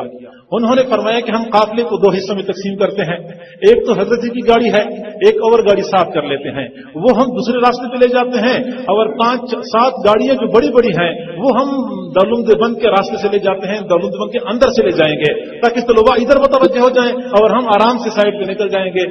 یہ سمجھداری کا مظاہرہ کر لیا, جیسے کہ بندہ چوری چھپ کی جاتا ہے کہ کسی کو پتہ نہ چلے. تو جو باقی خدام تھے حضرت جی کے ساتھ وہ تو دارالعلوم دیوبند کے دارالعلوم کے اندر سے ہی آئے گاڑیوں میں, اور ہم دیکھ رہے طلباء سارے جاگ رہے تھے, انتظار میں تھے کہ حضرت جی آئیں گے. وہ تو گاڑیوں پہ ٹوٹ پڑے لیکن ڈرائیوروں نے گاڑی روکی نہیں, مہمان خانے تک وہ گاڑی پہنچا دی. اور جو ہی ہم اترے تو وہ طلباء مہمانوں کی ملاقات کے لیے, مسافر کے لیے ایسے دھکم پھیل شروع ہو گئی. یہ تو اچھا ہے کہ دروازے کے پاس کھڑے تھے اور ہم ایک ایک کر کے اترتے گئے اور دروازے کے اندر داخل ہوتے گئے. طلباء انتظار میں تھے کہ حضرت جی اتریں گے, وہ حضرت جی تو اور گاڑی میں چلے گئے تھے. حیران تھے, پریشان تھے کہ یہ کیا ہو گیا. پھر بعد میں بتا دیا گیا کہ حضرت جی انشاءاللہ ملاقات آپ لوگوں کی ہو جائے گی, آپ لوگ پریشان نہ ہونا. کچھ طلباء کو پتہ چل گیا حضرت جی دامت برکاتہ عالیہ کی جو رہائش تھی حضرت مولانا محمود مدنی صاحب کی ذاتی مکان میں تھی. حضرت مدنی صاحب کی ذاتی مکان میں ان کی رہائش تھی. تو حضرت جی کو ادھر لے گئے. وہ مکان دارالعلوم دیوبند کی عمارت کے ساتھ بالکل متصل ہے. تو بعض طلباء کو وہاں پتہ چلا تو وہاں پہ بڑا مجمع لگ گیا, تاہم مسافہ تو نہ ہو سکا, ملاقات نہ ہو سکی. وہ طلباء بیچارے خود مایوس ہو کے واپس چلے گئے. رات کے وقت الرشید مسجد میں حضرت جی کا بیان تھا, یہ پہلا بیان تھا, اور اس بیان کے لیے دور دور سے لوگ آئے تھے. خانقاہ میں وہ تھے خانے میں ایسے لوگوں نے بستر لگائے تھے جیسا کہ لوگ باقاعدہ اجتماع کے لیے آتے ہیں, ایک بیان کے لیے باقاعدہ بستر لگائے ہوئے تھے. وسیع خانہ ہے, وسیع مسجد ہے, گیدریاں ہیں, صحن ہے, اور صحن سے باہر کھلا میدان ہے. جس طرح مسجد نبوی یا مسجد حرام سے باہر کھلا میدان ہے, ایسے ہی باہر میدان ہے. تو نہ تو تہ خانے میں لوگوں کو جگہ ملی, نہ ہال میں لوگوں کو جگہ ملی, اور نہ ہی باہر کھلے میدان میں جگہ ملی, نہ گیلری میں جگہ ملی. ایسی وہ مسجد پوری کی پوری بھری ہوئی تھی, قدم رکھنے کی جگہ نہیں تھی. ہاں, اس بیان سے پہلے حضرت جی کا ایک بیان ہو گیا دارالعلوم دیوبند کے اساتذہ اور منتظمین کے لیے. یہ پہلا بیان تھا, اور کسی نے شاید یہ بات بھی کر دی کہ اصل میں وہ چاہتے ہیں کہ پہلا بیان علماء میں ہو جائے کہ وہ کہتے کیا ہیں. حضرت جی کا فیض تو پہلے کیسٹوں کی صورت میں, CD کی صورت میں, یا بیان کتابوں کی صورت میں پہنچا ہوا ہے. تو جب حضرت جی نے پہلا بیان کیا وہاں پہ دارالعلوم دیوبند کے اصول ہشتگانہ کے بارے میں کہ اصول ہشتگانہ کیا ہے, اور اس میں جو توکل کا پہلو وہ ملحوظ رکھا گیا ہے, اور توکل کسے کہتے ہیں. اب مزے کی بات یہ ہے کہ دارالعلوم دیوبند کے ایک استاد حدیث ہیں, حضرت جی کے وہاں جانے سے پہلے جب وہ استقبال کی تیاریاں ہو رہی تھی اور وہ لوگ بیانات کی تیاریاں کر رہے تھے تو وہ بڑی پریشانی کا اظہار کر رہا تھا کہ یہاں دیوبند میں اتنے بڑے بڑے حضرات آتے ہیں، کسی کے آنے کے لیے اتنی تیاریاں نہیں ہوتی، تمہیں کیا ہو گیا ایک صوفی کے آنے پہ اتنی تیاریاں کر رہے ہو؟ لیکن استاد حدیث تھے، بڑے تھے، کچھ کہہ بھی نہیں سکتا تھا، اور وہ باقاعدہ اس بات پہ بہت ناراضگی کا اظہار کرتے تھے ایک صوفی کی آمد کے لیے، حالانکہ بڑے بڑے حضرات عرب کے اور عجم کے مشائخ آتے ہیں، بڑے حضرات آتے ہیں۔ جب پہلا بیان سنا اصول ہشتگانہ کے بارے میں، حضرت جی اپنے کمر میں تشریف لائے تو وہ پیچھے پیچھے سے پہنچ گئے کہ حضرت مجھے اپنے غلاموں میں شامل فرما لیجیے۔ یہ پہلا بندہ تھا دارالعلوم دیوبند کے اساتذہ میں سے جو حضرت جی کے ہاتھ پہ بیعت ہو گیا۔ وہ بندہ جو زیادہ افسوس اور پریشانی کا اظہار کر رہا تھا کہ آپ لوگ یہ استقبال کی تیاریاں کیوں کر رہے ہیں۔ بہرحال جو اصول ہشتگانہ کا بیان ہو گیا، وہ دارالعلوم دیوبند کے استاد کہہ رہے تھے کہ دارالعلوم تو ہمارا ہے، پتہ ہمیں ہونا چاہیے کہ اصول ہشتگانہ کیا ہے اور ان کی تشریح کیا ہے۔ الفاظ تو ہمیں بھی یاد ہیں، لیکن جیسی تشریح آج حضرت جی نے فرمائی ہے، ہم نے ایسی تشریح نہ کسی کتاب میں پڑھی ہے، نہ دارالعلوم دیوبند کے منشور میں پڑھی ہے، نہ میں نے کسی اور جگہ یہ تشریح سنی ہے۔ بڑے 60-70 استاد تھے، بڑے بڑے، وہ سارے ماشاءاللہ ادب سے بیٹھے تھے اور بڑے ہی ذوق شوق سے بیان سن رہے تھے۔ پھر بعد میں وہیں پہ استقبالیہ کا اہتمام کیا گیا، حضرت جی کے لیے انہوں نے بھی اکرام کا انتظام کیا ہوا تھا۔ دارالعلوم دیوبند کے ایک استاد ہیں، وہ حضرت جی بیٹھے ہوئے تھے، بیان کر رہے تھے، وہ موبائل ساتھ میں پکڑ کے نا ایسے بیٹھے تھے نیچے، بڑے آرام سے مووی بنا رہے تھے۔ تو میں نے ان کو منع کر دیا، میں نے کہا یہ کام نہ کریں، یہ تو ٹھیک نہیں، یہ ہمارے حضرت جی ناپسند کرتے ہیں۔ وہ تو منع ہو گئے۔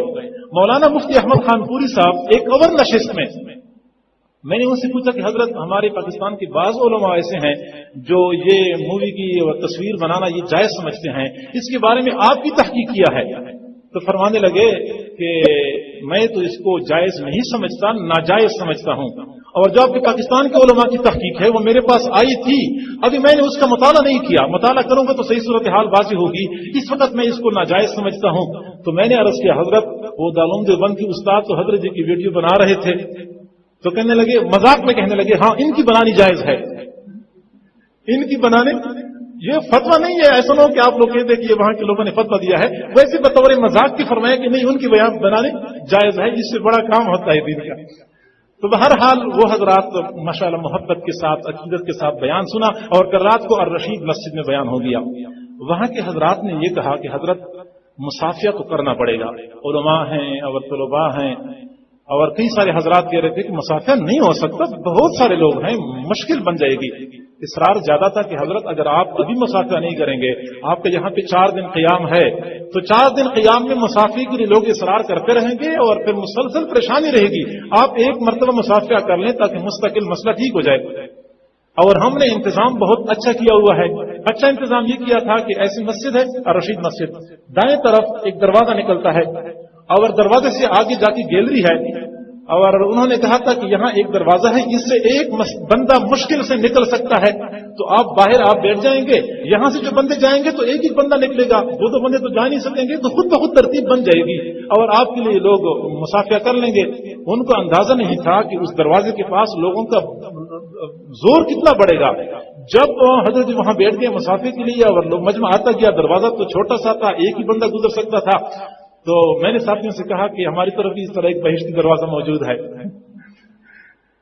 تو تھوڑی دیر بعد نہ تو مجمع کا جب زور بڑھ گیا تو ایلومینیم کا دروازہ تھا، دروازہ اور شیشے سمیت سب کچھ لوگ اٹھا کے لے گئے آگے، بہت مشکل سے حضرت جی کو نکالا وہاں سے اور لے گئے، ورنہ تو بہت زیادہ پریشانی بن جاتی۔ لوگ بہت دیکھتے تھے مجھے حضرت جی کے ساتھ، تو کئی مرتبہ لوگ کہتے تھے کہ مولانا طارق جمیل صاحب آئے ہوئے ہیں، لیکن ایک مرتبہ ان کا بیان نہیں کروایا حضرت جی کے ساتھ مولانا طارق جمیل صاحب آئے ہوئے، یہ بار بار لوگ کہتے تھے۔ کئی کہتے تھے کہ جنید جمشید آیا ہوا ہے، اور چونکہ بار بار لوگ کہہ رہے تھے، مجھ سے پوچھتے تھے کہ آپ طارق جمیل صاحب ہیں، کئی پوچھتے کہ آپ جنید جمشید ہیں۔ ایک طالب علم میرے پاس آیا تو مجھے کہتے ہیں کہ آپ طارق جمیل صاحب کو جانتے ہیں؟ میں نے کہا کہ اگر وہ آپ کے سامنے کھڑے ہوں، پھر بطور مذاق اگر آپ کے سامنے کھڑے ہوں، کہتا ہے میں اتنا نادان نہیں ہوں، میں آپ کو جانتا ہوں۔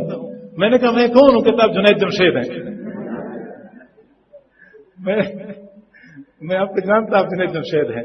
کئی طلباء کہتے تھے کہ آپ نے ایک نظم بھی نہیں پڑھی، تو ہم تو چاہتے ہیں کہ آپ ایک نظم پڑھ لیں۔ میں نے کہا آپ میری نظمیں سنتے ہیں؟ ہاں ہم سنتے ہیں۔ کون سی نظم سنتے ہیں؟ الہی تیری چوکھٹ پہ بھکاری بن کے آیا ہوں۔ آپ وہ نظم ایک مرتبہ سنا دیں۔ حقیقت یہی ہے، حضرت جی کی اس نسبت کی وجہ سے، اس تعلق کی وجہ سے دارالعلوم دیوبند میں ہم ایسے چھپتے پھرتے تھے، واضح سامنے نہیں آ سکتے تھے۔ حضرت جی سے تو مصافحہ کرنا مشکل تھا، اگر لوگوں کو پتہ چل جاتا کہ یہ حضرت جی کے ساتھ آئے ہوئے مہمان ہیں تو پھر ہمارے ارد گرد ایسا مجمع لگ جاتا تھا کہ ہمارے لیے نکلنا مشکل ہوتا تھا۔ ہم خود چھپکے سے نکلتے تھے، کئی مرتبہ ہمیں کہتے کہ تم پگڑی اتار دو، ٹوپی پہ ہم اس کے سر پہ رکھو۔ ہم تو چاہتے تھے کہ ہم دارالعلوم کے مختلف شعبے دیکھیں، دارالفتہ دیکھیں، کتب خانہ دیکھیں۔ اب اگر ہم ویسے جائیں تو اسی حیات میں تو طلباء ہمیں آگے نہیں بڑھنے دیں گے، مصافحہ ہی ہم کرتے رہیں گے۔ تو پھر ہمیں کہتے کہ تم ٹوپی پہن لو اور یہ پگڑی اتار دو۔ ہم باقاعدہ پگڑی اتار کے ٹوپی پہن کے جایا کرتے تھے، ہم چوروں کی طرح لوگوں سے چھپ چھپا کے پھیرا کرتے تھے۔ دارالعلوم دیوبند کے دارالفتہ میں گیا، حضرت جی تو وہاں تشریف نہیں لے جا سکے، میں خود وہاں چلا گیا۔ وہاں جو صدر مفتی ہیں، جو سب سے بڑے مفتی ہیں، ان سے ملاقات ہو گئی۔ انہوں نے دیکھتی مجھے پہچان لیا کہ حضرت جی کے ساتھ آئے ہیں، میرے لیے کھڑے ہو گئے، فرمایا کہ آپ یہاں بیٹھ جائیں میری جگہ پہ۔ میں نے کہا حضرت آپ یہ کیا کر رہے ہیں، مجھے شرمندہ نہ کرے آپ۔ فرمایا نہیں، آپ یہیں پہ بیٹھ جائیں جہاں میں بیٹھتا ہوں۔ میری طرف سے انکار تھا، ان کی طرف سے اصرار تھا، اور پھر فرمانے لگے اچھا بھائی جیسے آپ کہتے ہیں، میرا تو دل چاہ رہا تھا کہ حضرت جی تو یہاں تشریف لائیں گے نہیں، کم از کم آپ کے واسطے سے ہمیں حضرت جی کا کچھ فیض مل جائے، میری اس جگہ پہ کچھ نہ کچھ برکت پڑ جائے۔ ہمیں اپنے علم پہ ناز ہے، ہمیں اپنے تفقہ پہ ناز ہے، ہمیں اپنے رسوخ پہ ناز ہے۔ ہم یہ سمجھتے ہیں کہ ہمیں کسی اور کی طرف رجوع کرنے کی ضرورت نہیں ہے۔ ان بڑے بڑے حضرات کے بارے میں بندہ سنتا ہے، بندہ حیران ہو جاتا ہے۔ علم کے پہاڑ، ایک ایک مسئلے کے بارے میں جب بندہ ان سے بات کرے تو گھنٹوں وہ اس کی وضاحت کر سکتے ہیں اور پھیلا سکتے ہیں مسئلے کو۔ وہ یہ کہتے ہیں کہ آپ میری جگہ پہ بیٹھ جائیں، حضرت جی تشریف لائیں گے نہیں، کم از کم آپ کے واسطے سے ہمیں کچھ نہ کچھ فیض مل جائے۔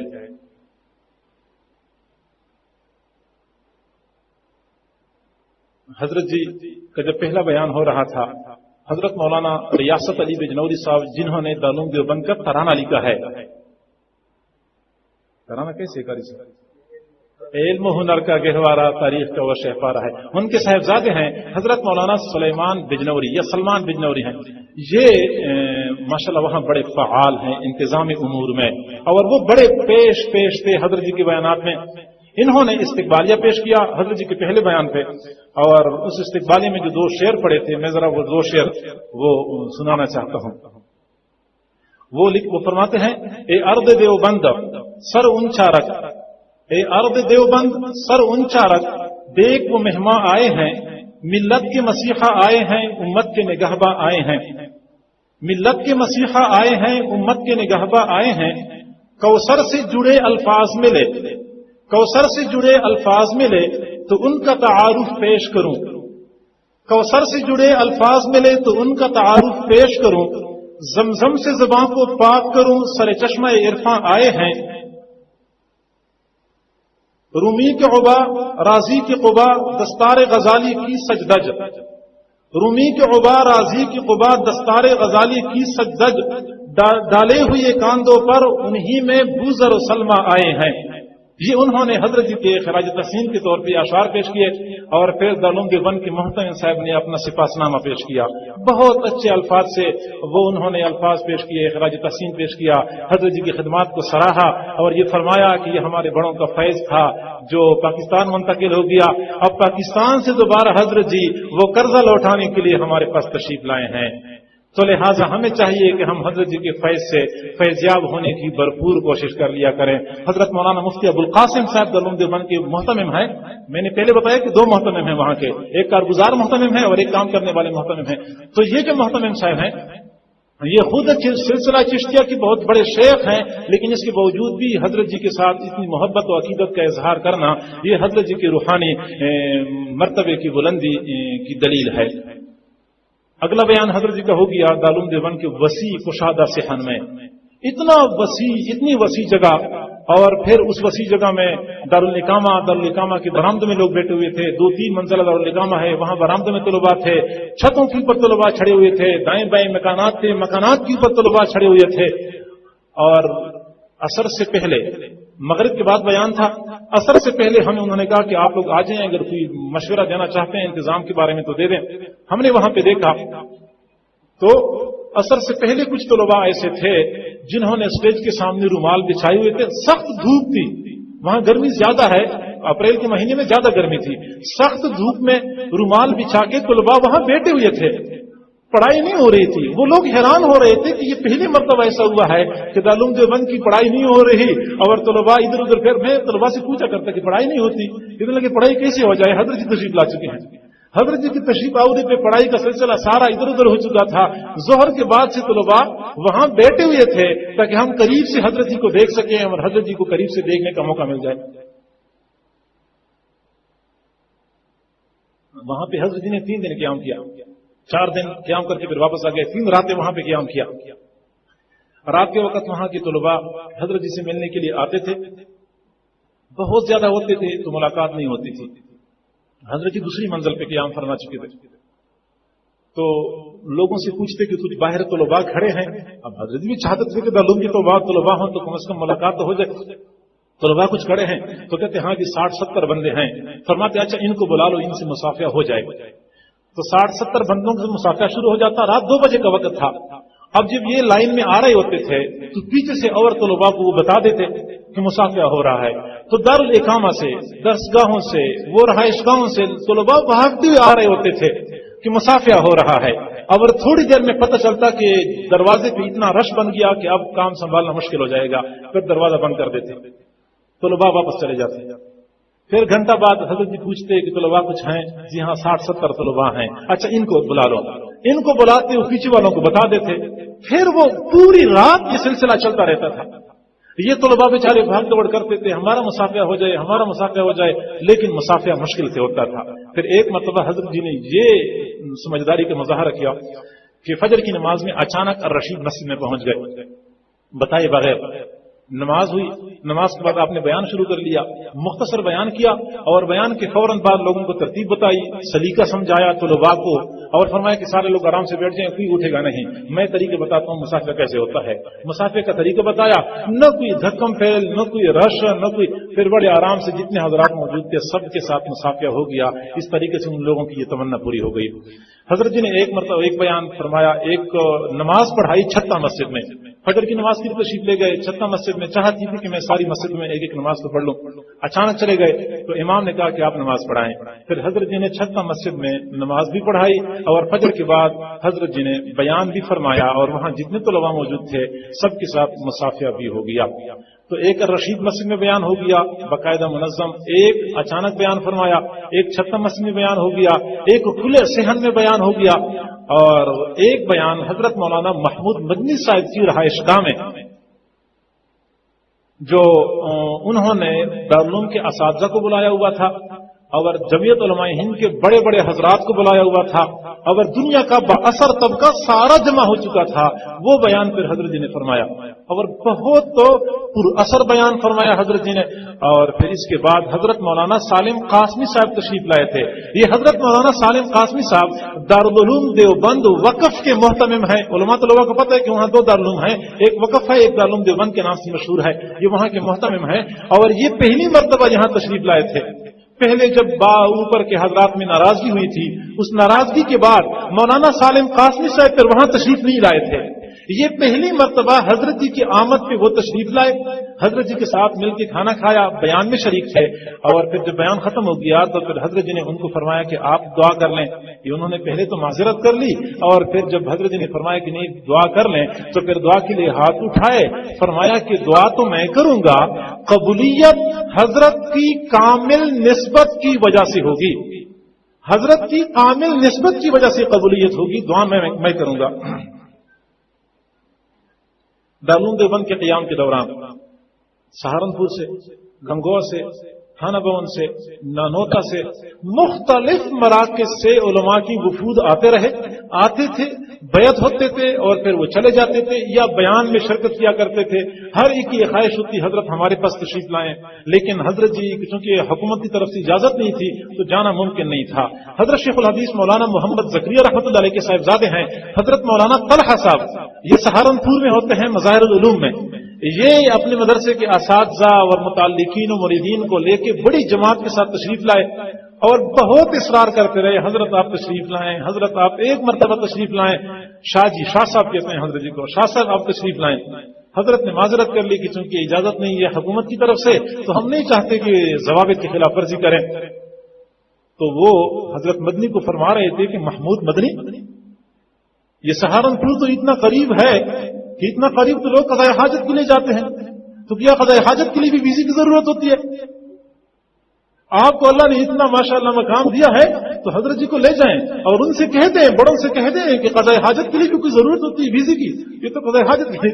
تو ہم آئے تھے تو وہاں چلو ہم نے کہا دوستوں سے ملاقات بھی کر لیتے ہیں. تو ان حضرات کا اتنا اب اندازہ لگا سکتے ہیں. شیخ الحدیث رحمۃ اللہ علیہ کے صاحبزادے حضرت مولانا طلحہ صاحب علم اعتبار سے روحانی اعتبار سے جو اللہ نے مقام دیا ہے ہم تو شاید اتنے واقف نہیں ہوں گے جتنے واقف وہاں کے علماء ہیں. جیسے ان کے پیچھے پیچھے علماء چلتے ہیں، ان کے سامنے تو زانوں بیٹھتے ہیں بڑے بڑے حضرات، وہ حضرت کے سامنے تشریف لاتے ہیں اور یہی بات کرتے ہیں حضرت آپ ایک مرتبہ تشریف لائیں. حضرت جی نے وعدہ فرما لیا کہ جب میں اگلی مرتبہ آؤں گا تو جو کچھ بھی ہو جائے میں سہارنپور کے لیے وہ ویزا اس میں انشاءاللہ ضرور میں رکھوں گا اور میں ضرور حاضری دوں گا.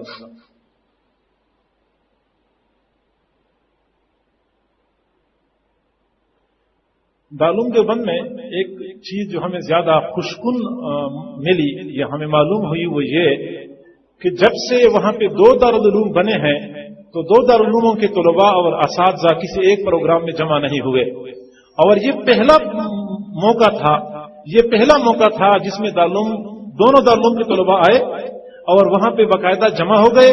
ایک ہی اسٹیج پہ استاد بیٹھے ہوئے تھے اور ایک ہی نشست گاہ میں طلباء بیٹھے ہوئے تھے، باقاعدہ بیان سنتے تھے. وہ جو دوری اور وہ بعد اور وہ فاصلے جو محسوس ہو رہے تھے وہ اللہ تعالیٰ کے فضل و کرم سے حضرت جی کی تشریف آوری سے ختم ہو گئے. اور وہاں کے علماء یہ بہت نیک فعال سمجھتے تھے، بہت اچھا شگون سمجھتے تھے کہ آپ کی تشریف آوری سے وہ فاصلے ختم ہو گئے اور اللہ تعالیٰ نے دوریوں کو قرب میں تبدیل کر لیا.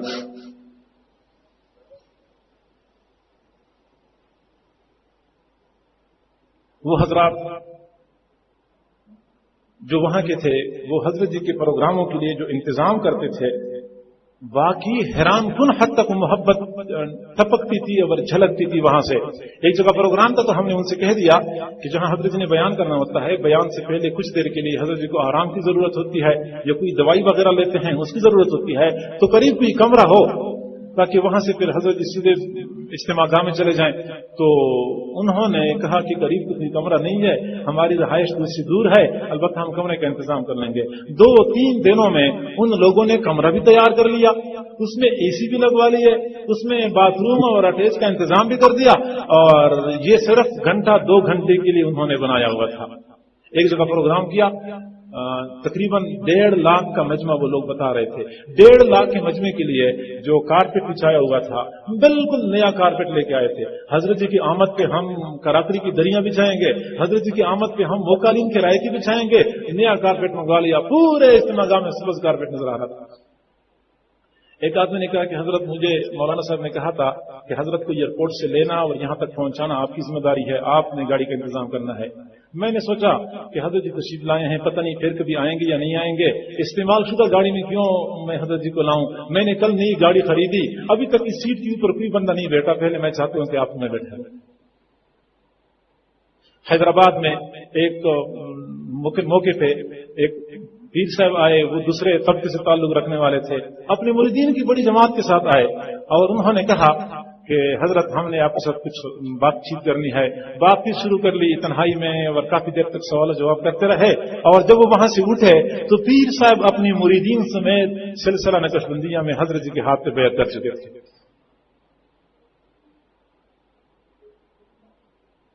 بہرحال ہمارے اس سفر میں تو ہم نے یہ چیز بطور خاص محسوس کی کہ ہم تو بالکل ناقدر ثابت ہوئے ہیں. اتنے قریب رہنے کے باوجود بھی ہم نے حقیقی معنوں میں پہچانا نہیں. وہاں کے ترجمان رسالے نے، دارالعلوم دیوبند کے ترجمان رسالے نے حضرت جی کی تشریف آوری پہ اپنے رسالے میں کچھ وہ تاثرات کا شائع کیے ہیں. تو میرا خیال تو یہ تھا کہ میں تاثرات بیان کروں گا آپ کے سامنے تاکہ کچھ ساتھیوں کو پتہ چل جائے کہ وہاں کے لوگوں کی تاثرات کیا ہیں. وہاں درجہ خامسہ کے طلباء نے ایک رسالہ نکالا تھا حضرت جی کی آمد پہ. ہر درجے کے طلباء ایک رسالہ نکال، کیونکہ علماء طلباء کی نشست ہے، میں اس لیے علماء طلباء کی ذوق کی بات کر رہا ہوں کہ وہاں ہر درجے کے طلباء ماہانہ ایک رسالہ نکالتے ہیں اور اس میں اسی درجے کے طلباء مضامین شائع کرتے ہیں اور مختلف اصلاحی باتیں شائع کرتے ہیں.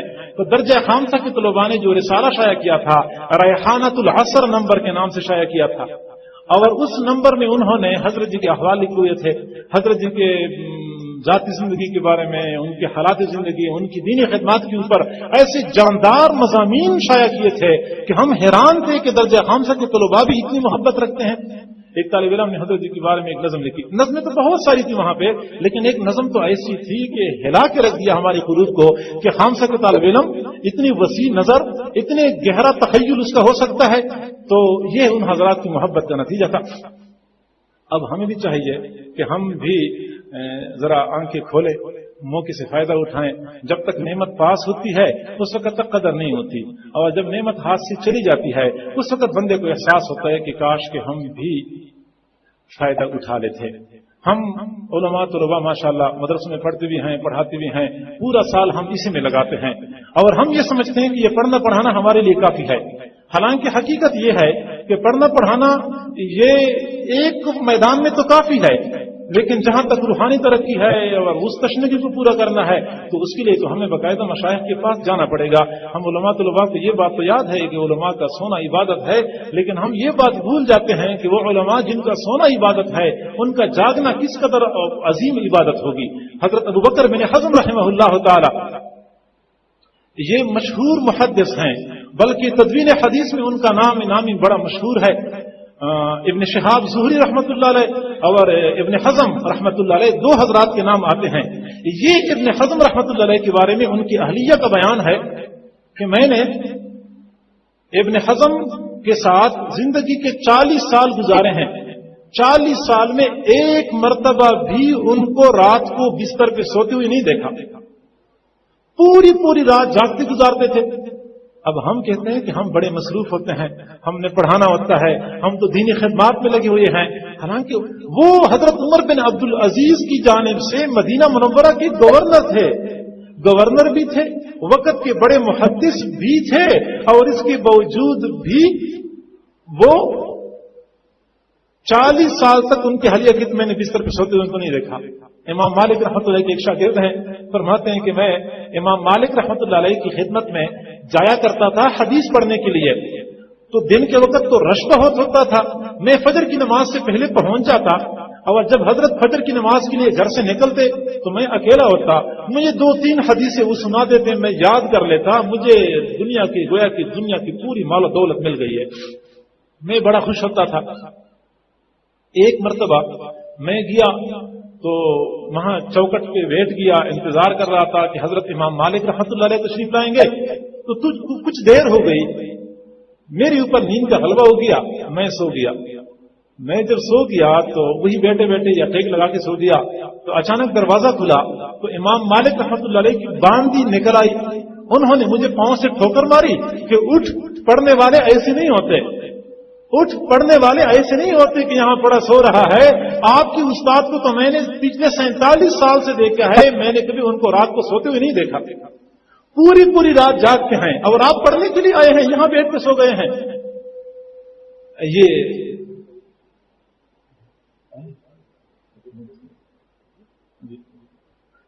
ماشاءاللہ حضرت جی تشریف لا چکے ہیں.